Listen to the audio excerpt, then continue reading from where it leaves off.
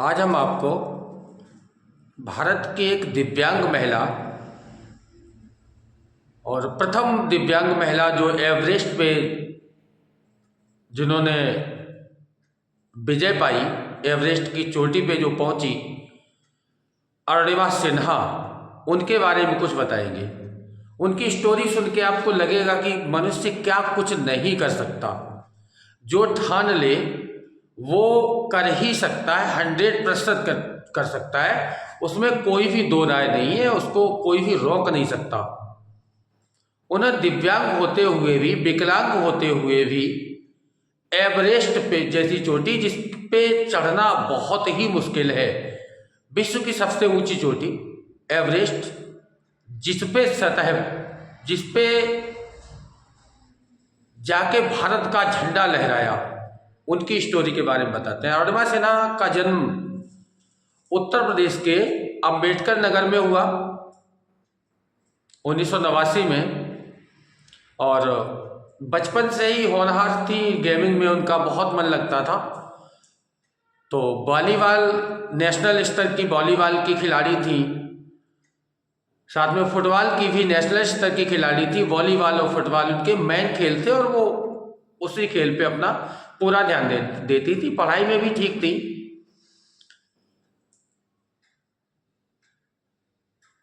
अरुणिमा सिन्हा 2011 में लखनऊ से दिल्ली जा रही थी, ट्रेन में बैठी थी, अकेली थी, और भी सवारी तो थी। लखनऊ से दिल्ली जा रही थी तो उनके पास बैग था जिसमें कुछ पैसे होंगे, और साथ में एक सोने की चेन पहने थी। तो उस सोने की चैन के लिए और बैग को छीनने के लिए कुछ लुटेरों ने उनके ऊपर आक्रमण कर दिया, उनकी चैन छीन ली और उन्हें चलती हुई ट्रेन से फेंक दिया। बरेली के पास उन्हें चलती ट्रेन से फेंक दिया। जब कोई व्यक्ति ट्रेन से नीचे, चलती ट्रेन से गिर जाए तो स्वाभाविक सा है कि चोट तो लगनी है। उनका पैर कट गया, ट्रेन के नीचे गिरी, ट्रेन के नीचे गिरने से पैर कट गया, और रात भर ट्रेनें इधर से उधर, उधर से इधर चलती रही। वो वैसे ही वहीं पे बेहोश बेसुध पड़ी रही, किसी ने नहीं देखा। सुबह लोगों ने देखा कि एक लड़की है जो यहाँ पे पड़ी हुई है, जिसका पैर कट गया है। उसको उठा के अस्पताल ले जाया गया। पता चला कि ये अरुणिमा सिन्हा है और नेशनल टीम की खिलाड़ी है।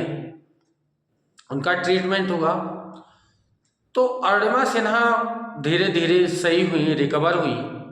तो उन्होंने कहा कि अगर भगवान ने हमें जीवित रखा है तो कुछ ना कुछ बड़ा काम करने के लिए जीवित रखा है। अब समझिए, जिस व्यक्ति का पैर कट चुका हो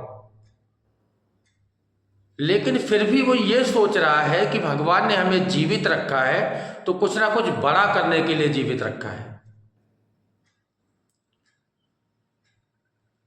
अब हालांकि वो गेम तो उन्होंने छोड़ दिया, वो जाके मिली भारत की प्रथम, जो सबसे पहले जिन्होंने एवरेस्ट पे चढ़ाई की, बछेंद्री पाल से। और बछेंद्री पाल से उन्होंने जाके कहा कि मैडम, हमें आप ट्रेंड करिए और किसी भी तरह से हम एवरेस्ट पे फतेह पाना चाहते हैं, दुनिया को दिखाना चाहते हैं कि व्यक्ति कुछ भी कर सकता है अगर ठान ले तो। हम इस पोजीशन पे हैं, फिर भी हमें एवरेस्ट पे चढ़ना है। तो बछेंद्री पाल ने उनसे एक ही बात कही कि बेटा, तुम बिल्कुल परेशान ना हो, तुमने एवरेस्ट तो फतेह कर ही ली, तुमने इस पोजीशन में, जिस पोजीशन में तुम हो, इस पोजीशन में तुमने ये सोचा है कि हम एवरेस्ट पे चढ़ेंगे। तुम्हारे हौसलों को देखते हुए हम ये कह रहे हैं कि तुम एवरेस्ट पे फतेह कर ही चुकी। अब तो बस केवल एक दिन, एक तारीख निश्चित होना बाकी रह गया है, जिस दिन तुम एवरेस्ट पे पहुंचोगी। वही हुआ, बछेंद्री पाल ने उनको ट्रेंड किया, और 2011 के 2 साल के बाद 2013 में अरुणिमा सिन्हा ने एवरेस्ट पे चढ़ाई शुरू की, और 2013 में उन्होंने एवरेस्ट पे जाके भारत का झंडा लहरा दिया, जो कि विश्व की सबसे ऊंची चोटी है। उसके बाद अर्धमा सेना ने विश्व की प्रमुख 5 चोटियों पे सतह प्राप्त की। जितनी भी सबसे ऊंची उनको लगती थी वहाँ जाती थी, चढ़ती थी और अपना भारत और पूरे विश्व में उन्होंने नाम रोशन किया।